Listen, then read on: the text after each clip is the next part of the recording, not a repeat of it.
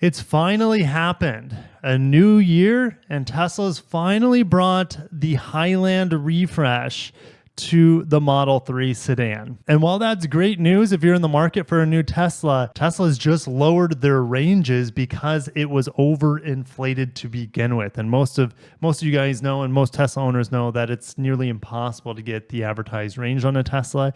Now Tesla is being forced to lower that range to more realistic numbers. We'll break that down today as well. Tesla's doing the right thing here and finally bringing out the Model 3 Highland refresh. Why is it the right thing? Well, at the turn of the year, January 1st, their base model as well as dual motor Model 3 no longer qualified for the EV tax credit. So here's what they do to increase demand. They give us the shiny new updated new headlights, new taillights, ambient lighting on the inside. The base model's range has stayed the same. The long range dual motor has gone up about 8 miles to 341. The interior is not everyone's cup of tea, right? Obviously, if you know Tesla, you know it's minimal. And they have reduced the bezels on the screen. The screen is the same size, just a little bit more pleasing to the eye. They have gotten rid of the turn signals as a stock. So you cannot change your blinkers or your turn indicators without using a button on the steering wheel. Tesla is doing that not because people are asking for it. In fact, they're going to get some backlash for not having turn indicators on the steering column, right? They are now integrated into the steering wheel button area. And so that's less wires for Tesla. It's just them doing things more streamlined, more efficient, more cheap for them, but at the expense of the customer's functionality, in my opinion. Having the stock behind the steering wheel just makes a lot of sense. They've also increased the sound system in here. Supposedly we have a little bit better materials, more sound deadening, which the Model 3 last time I drove one was pretty loud. We're also getting ventilated seats standard for the front passengers. There's the rear display here, which you can adjust the climate control and whatnot. You get acoustic glass now in the Model 3, which is great because, like I said, it was pretty loud before. They've also updated the suspension a little bit to make it ride better. Now you can charge 2 phones at the same time. So there are some nice updates to the Model 3, but gosh, getting rid of the turn indicators is probably not going to make a lot of people happy. I'll see you guys down below on the turn signals now being a button on the steering wheel. What has also happened seemingly is Tesla has dropped the performance Model 3. And that is disappointing to me. Why is this disappointing? Well, the Model 3 Performance on January 1st was the only Model 3 left to qualify for the EV tax credit. Now with it gone, these models here, the Model 3 rear-wheel drive and the Model 3 long range, do not have to compete with the Performance, which received the EV tax credit on January 1st. That model is completely gone from the lineup, and you can't even purchase one with this new Highland. Will it come later in the year? Absolutely.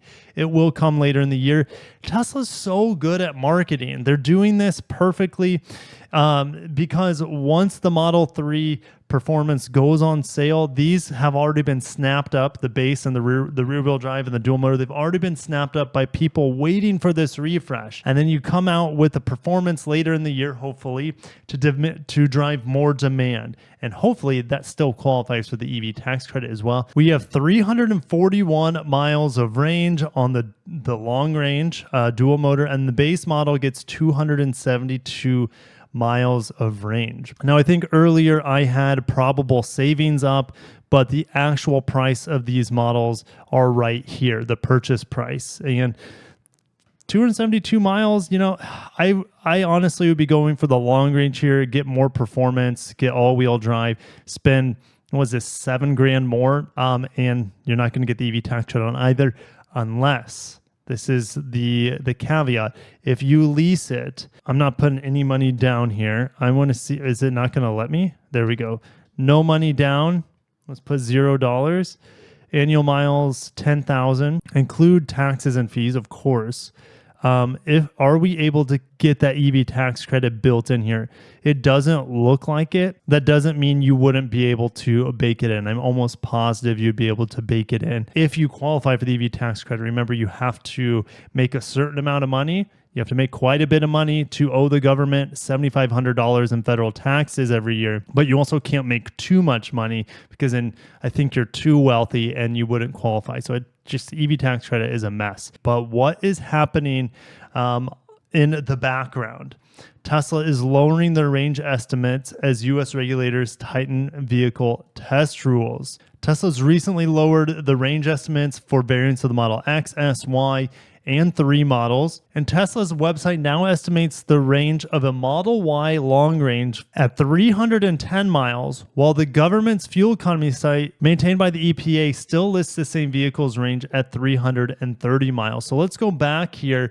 Let's check out that Model Y. Is it now listed at 310 miles, where in the past it was listed at, yes, there it is. In the past it was listed at 330 miles. Now, when Edmunds tested the Model Y long range, it was claimed at that point in time 326 miles. They only got 317 miles, undershooting it. You can see most of the actual ranges here that Edmunds gets on the rear wheel test vastly beat out their EPA estimates, or almost all of them. There are a few exceptions that don't beat out their EPA estimates, like the 500-mile range Lucid Air Dream Edition. Heck, even the really low-range Lexus RZ beat out its estimated range with 204 miles. But the BZ4X, this is interesting, guys. BZ4X did not. I got insane efficiency with the BZ4X front-wheel drive, and I want to say it was definitely higher than this. All the testings here is going to come down to your lay of the land. Are you at flat range? Are you at hot weather or cold weather? How heavy is your foot? All that stuff. So keep that in mind with Edmunds testing as well as any EV range testing. But Edmunds is the most realistic, I think, for mild weather conditions, right? Because we go down here, it ranges from about 63 to about 80 degrees. So that's all very favorable for electric vehicle batteries, not too hot or not too cold. The performance Model Y also went down from 303 to 285. And for about 10 grand more, from the rear wheel drive Model Y to the performance Model Y, for $10,000 more dollars, you only get 25 more miles of range. Now, I know you get far more performance and acceleration, but that's something to think about, right? That's the thing with EVs. You go up in performance and oftentimes you go down in range. There are exceptions to that. For example, Polestar will get about the same range whether it's single motor or dual motor. It's only losing about 7 miles here according to Edmunds testing. Lastly, Tesla's battery supplier for the vast majority of the vehicles. Tesla does produce some of their own cells in Austin, Texas at their plant down there, but most of their cells come from Panasonic.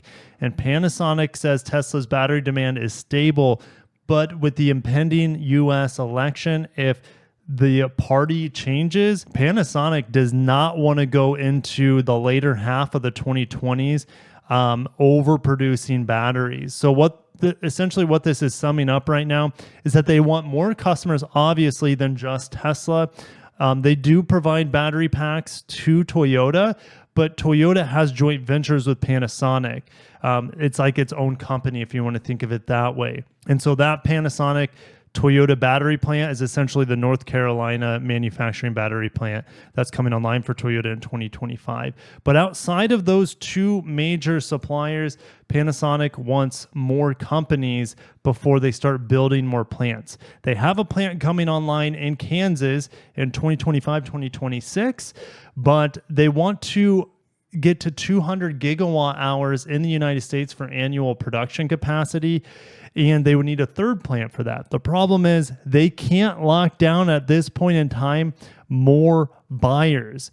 It seems like the manufacturers are gun shy because they don't want to sign this long battery contract with Panasonic, not knowing what the future EV mandates are going to be from the government. So That makes it very interesting for me to talk about in the coming months and years with how this EV adoption thing and mandates, how this all rolls out, as well as the EV tax credit. That's always a moving goalpost too. I'm so excited for the Model 3 Highlands. I'm excited to see them on the road.